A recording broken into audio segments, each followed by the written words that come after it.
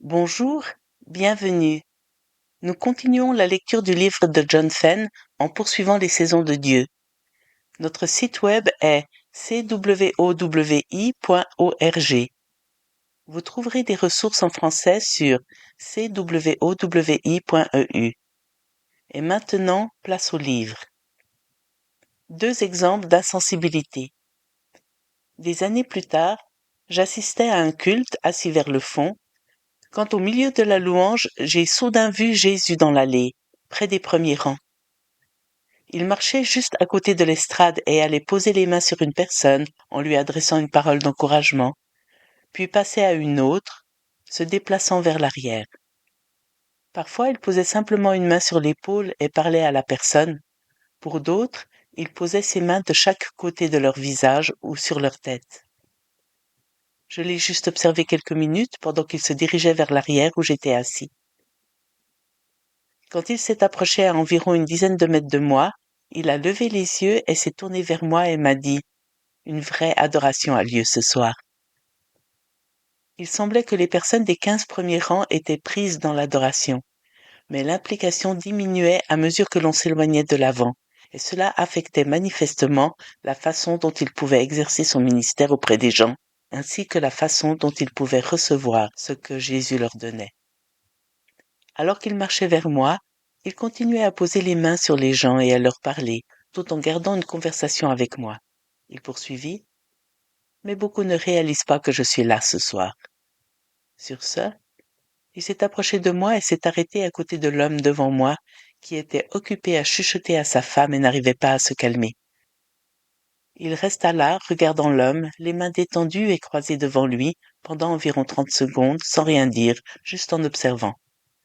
Finalement, je lui ai demandé s'il allait lui dire quelque chose. Il se tourna vers moi et dit: Je veux lui dire beaucoup de choses, mais je ne peux pas parce qu'il n'a pas préparé son cœur à recevoir, et il ne veut pas entrer dans le flux de l'esprit pendant ce service. Mais je suis fidèle. S'il prépare son cœur à recevoir de moi plus tard lorsqu'il lit ma parole chez lui, ou lors d'un autre service, ou en méditant en privé sur les choses de l'esprit, à ces moments-là, je pourrais lui parler. C'est souvent comme ça que je dois être avec mes enfants. Malheureusement, la majeure partie de la vie spirituelle de cet homme consiste en un service comme celui-ci. Par le passé, j'ai essayé de lui parler de certains sujets car il a beaucoup de questions pour moi. Il cherche une direction dans son travail parce qu'il n'y est pas heureux, et aussi pour sa famille. Il ne s'est pas vraiment préparé à recevoir de moi.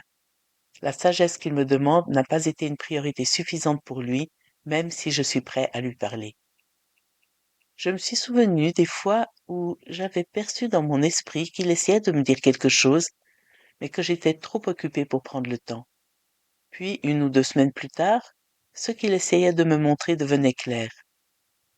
Désolé, Seigneur, ai-je dit. Il a alors souri et dit: C'est pardonné. J'ai ensuite posé des questions sur l'homme car il avait une Bible posée sur la chaise à côté de lui.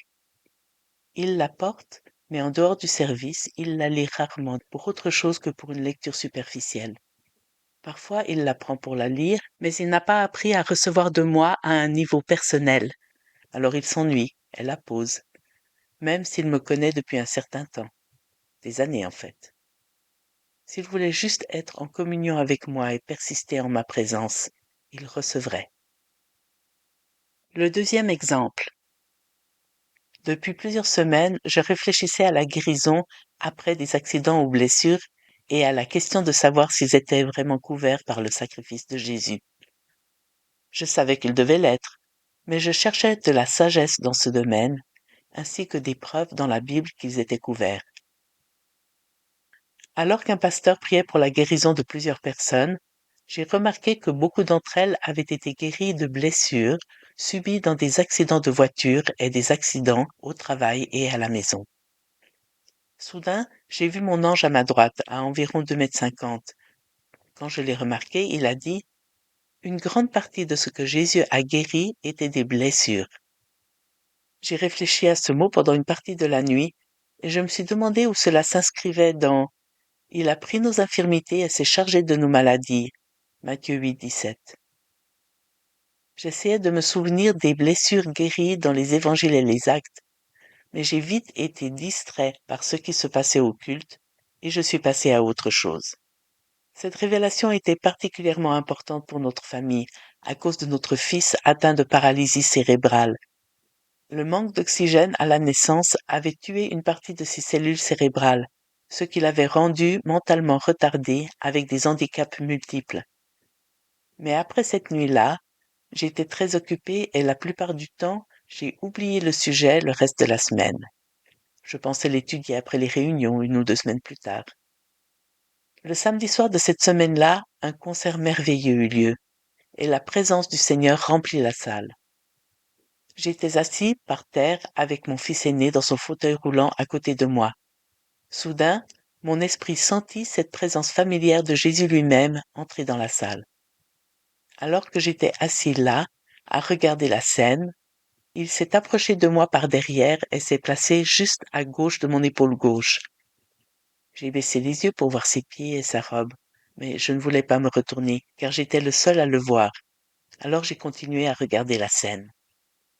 Il commença. La guérison d'une blessure nécessite généralement que la personne déplace le membre ou la partie du corps blessé. Les thérapies physiques agissent en partie dans ce domaine, car elles font que le membre ou la partie du corps bouge comme par le passé. Il m'a ensuite parlé de Matthieu 15, 30 et 31, où, entre autres, les boiteux et les estropiés ont été guéris. Il a aussi parlé de l'homme à la main desséchée, de l'homme que Paul a ressuscité d'entre les morts et qui était tombé par la fenêtre, et d'autres lésions. Lorsqu'il eut fini, je lui demandai pourquoi il n'avait pas commencé par une salutation ou une introduction, mais semblait reprendre ce soir là où l'ange s'était arrêté mardi, sans interruption. Il a dit: J'ai essayé de t'en parler depuis cette nuit-là, mais tu as été trop occupé pour écouter. Ce soir était la première occasion que tu m'as donnée de continuer à t'en parler. Après cela, il a commencé à marcher dans la foule, posant les mains sur des gens et leur parlant. Ces 2 exemples ci-dessus démontrent une insensibilité envers les choses de l'Esprit de Dieu. D'abord, l'homme qui ouvre rarement sa Bible, ou prie pendant que le Seigneur essaie de lui donner les réponses qu'il cherche, puis moi-même, recevant une parole du Seigneur sans lui donner la priorité que j'aurais dû, c'est-à-dire m'attarder dessus et me placer en position de recevoir le reste. Terrain d'entraînement. Les éléments de base de ce dont je parle commencent avant qu'une personne ne naisse de nouveau. Tout commence lorsqu'une personne remarque pour la première fois un tiraillement dans son esprit pour se remettre en paix avec Dieu. Il arrive un moment où sa pensée ressent le vide de son esprit, qu'il doit y avoir quelque chose de plus. Et lui, l'homme naturel et l'essence, discerne qu'il manque quelque chose spirituellement. Il répond à cet appel et naît de nouveau. Encore une fois, c'est l'initiative du Saint-Esprit. Aucun d'entre nous n'a simplement décidé de naître de nouveau. Nous avons été attirés par l'Esprit vers le Père, nos sens naturels ont perçu la condition de notre homme spirituel, et nous avons répondu à l'appel en croyant en Jésus.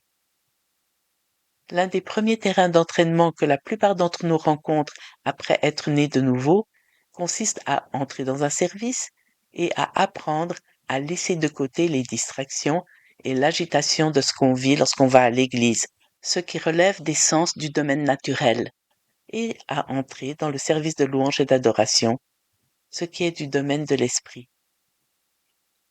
Je me souviens quand ma femme et moi sortions ensemble, adolescents, et que nous nous préparions à aller à la réunion du samedi soir. Peut-être qu'elle était en retard, ce qui me rendait grincheux, ou que j'avais fait quelque chose plutôt qui l'a mise en colère. Quelquefois, nous sommes allés au culte en colère l'un contre l'autre, mais nous avons ensuite réalisé que Satan utilisait la discorde pour nous empêcher de recevoir de Dieu. À partir de ce moment-là, si nous ne résolvions pas le problème avant d'entrer dans le parking, nous restions dans la voiture jusqu'à ce que nous le fassions. Nous avons vite compris que l'important n'était pas de savoir qui avait tort ou raison, mais seulement que la paix règne entre nous. Ensuite, nous disions à l'esprit de discorde de partir, nous nous pardonnions mutuellement, nous priions ensemble, puis nous entrions ensuite dans le service rempli de la joie du Seigneur. Nous avons appris ainsi à repousser le domaine naturel et ses sens, et nous pouvions donc nous concentrer sur les choses spirituelles et les recevoir. Après m'avoir parlé de l'homme juste devant moi, Jésus est passé vers moi et vers une amie de notre famille qui se tenait à côté de moi. Il s'est approché d'elle, lui a imposé la main et lui a dit certaines choses, puis m'a donné des instructions, puis a continué vers le fond et autour de cette section de chaises. Notre amie s'est mise à pleurer et a dit « Jésus était là, même si elle ne le vit pas. » Le fait est qu'elle a senti sa présence et a reçu parce qu'elle était dans l'esprit. Combien d'entre nous viennent à un service pour être observateurs et non participants? Alors que je me tenais là dans ce petit village au Mexique, formé par Jésus, il a attendu que je le voie, que je reçoive un peu plus d'enseignements, puis a disparu à nouveau. Encore une fois, j'ai eu un moment ou deux pour réfléchir et marcher, et il est soudainement réapparu, cette fois à ma gauche, et encore à environ 3 mètres devant moi. Il riait et souriait maintenant, alors que je commençais à comprendre l'idée de garder mon esprit conscient en même temps du royaume de l'esprit et du monde naturel, et de voir dans les deux en même temps. La suite, une prochaine lecture. À bientôt.